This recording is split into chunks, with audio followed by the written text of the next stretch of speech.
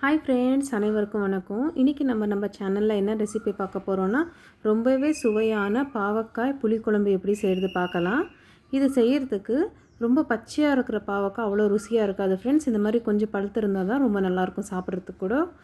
இப்போ இது செய்கிறதுக்கு நான் முதல்ல 3 பாவக்காய் எடுத்து வச்சுருக்கேன். 2 பெரிய சைஸ் வெங்காயத்தை இந்த மாதிரி நீளமாக கட் பண்ணி வச்சுருக்கேன். 2 தக்காளி கட் பண்ணி வச்சுருக்கேன். தாளிக்கிறதுக்காக 1/2 சைஸ் வெங்காயத்தை குட்டி குட்டியாக கட் பண்ணி வச்சுருக்கேன். கொஞ்சமாக கருவேப்பிலை, 2 டேபிள் ஸ்பூன் அளவுக்கு எண்ணெய், உப்பு உங்கள் ருசிக்கு தகுந்த மாதிரி, கொஞ்சமாக கொத்தமல்லி, தாளிக்கிறதுக்காக கடுகு, உளுத்தம்பருப்பு, சீரகம், கொஞ்சமாக பூண்டு, ஒரு முழு பூண்டு இந்த மாதிரி உரித்து வச்சுருக்கேன். 1 டேபிள் ஸ்பூன் அளவுக்கு தனியாத்தூள், 1 டேபிள் ஸ்பூன் அளவுக்கு தனி மிளகாத்தூள், ஒரு லெமன் சைஸ் அளவுக்கு புளி, ஒரு 1/2 இன்ச் அளவுக்கு மட்டும் வெல்லம் போட்டால் போதும் ஃப்ரெண்ட்ஸ், நல்லாயிருக்கும். இப்போ முதல்ல நம்ம இங்கே ஒரு சின்ன பாத்திரத்தில் நம்ம எடுத்து வச்சுருக்க புளியை போட்டு கொஞ்சம் தண்ணி ஊற்றி சூடு பண்ணிக்கலாம். இது இன்னொரு பக்கம் ஒரு பாண்டலி வச்சுட்டு, பாண்டலியில் சூடானதுக்கப்புறமா நம்ம எடுத்து வச்சுருக்க எண்ணெய் முழுசாக ஊற்றிக்கலாம். ஊற்றிட்டு எண்ணெய் சூடானதுக்கப்புறமா நம்ம எடுத்து வச்சுருக்க கடுகு, சீரகம், உளுத்தம்பருப்பு எல்லாம் போட்டுக்கலாம். இந்த கடுகெல்லாம் கொஞ்சம் நல்லா பொரிஞ்சு வரட்டும். இப்போ கடுகெல்லாம் நல்லா பொரிஞ்சதுக்கப்புறமா நம்ம சின்னதாக கட் பண்ணி வச்சுருக்க வெங்காயத்தை சேர்த்து இந்த வெங்காயம் நல்லா கலர் வர வரைக்கும் வதக்கி விடணும் ஃப்ரெண்ட்ஸ். வெங்காயம் எவ்வளோ வதங்கினா அவ்வளோ டேஸ்ட்டு நல்லாயிருக்கும். இந்த மாதிரி வெங்காயம் கலர் நல்லா சேஞ்ச் ஆனதுக்கப்புறமா இப்போ நம்ம நீளமாக கட் பண்ணி வச்சுருக்க வெங்காயத்தை சேர்த்து இதை ஒரு 2 நிமிஷம் இந்த மாதிரி வதக்கிக்கலாம். இந்த வெங்காயம் பாதியாக வெந்தால் போதும்.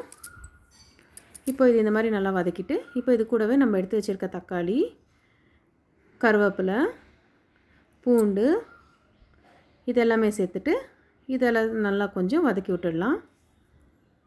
இதெல்லாம் ஒரு 2 நிமிஷம் இது மாதிரி வதக்கி விட்டுட்டு, இது கொஞ்சமாக வதங்கினதுக்கப்புறமா இது கூடவே நம்ம எடுத்து வச்சுருக்க பாவக்காவை இந்த மாதிரி குட்டி குட்டி பீஸாக கட் பண்ணி சேர்த்துக்கலாம். இப்போ பாவக்காய், தக்காளி, வெங்காயம் இது 3மே ஒன்றா சேர்ந்து வெந்த வர மாதிரி நல்லா வதக்கி விட்டுடலாம். ஒரு 5 நிமிஷம் இது இந்த மாதிரி வதக்கி விட்டுக்கலாம். இப்போ இது கூடவே நம்ம 1/4 டீஸ்பூன் அளவுக்கு மஞ்சள் தூள் சேர்த்துட்டு மறுபடியும் நல்லா வதக்கிட்டு இது ஒரு 5 நிமிஷம் இருக்கட்டும்.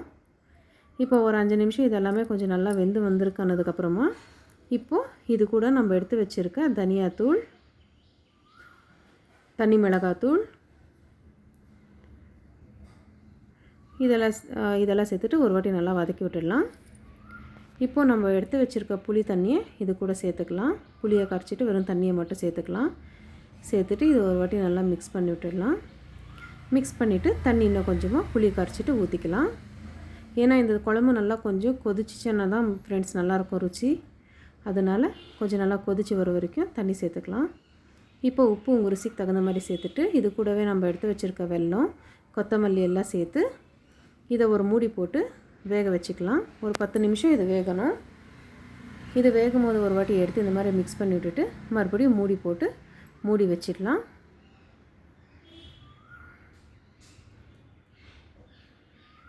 இப்போ இது ஒரு 10 நிமிஷம் வெந்திருக்குன்னதுக்கப்புறமா பாருங்கள் ஃப்ரெண்ட்ஸ், குழம்பு நல்லா கெட்டியாகி வந்திருக்கு, சுண்டி வந்திருக்கு. இப்போ ஸ்டவ் ஆஃப் பண்ணிவிட்டு இது சாப்பிட்றதுக்கு ரெடி. பாருங்கள், பார்க்குறதுக்கே அவ்வளோ அருமையாக இருக்குல்ல. எந்த மீன் குழம்புக்குமே ருசி கம்மியாகாத அவ்வளோ ருசியாக இருக்கும் ஃப்ரெண்ட்ஸ். நீங்களும் இந்த ரெசிப்பியை ஒரு முறை வீட்டில் செஞ்சு பாருங்கள், ரொம்பவே ருசியாக இருக்கும். உங்களுக்கு இந்த ரெசிபி பிடிச்சிருந்ததுன்னா நம்ம வீடியோவை லைக் பண்ணுங்கள், ஷேர் பண்ணுங்கள், கமெண்ட் பண்ணுங்கள். மறக்காத நம்ம சேனலை சப்ஸ்கிரைப் பண்ணிக்கோங்க ஃப்ரெண்ட்ஸ். உங்கள் சப்போர்ட் எப்போவுமே இதே மாதிரியே இருக்கட்டும். ரொம்ப நன்றி.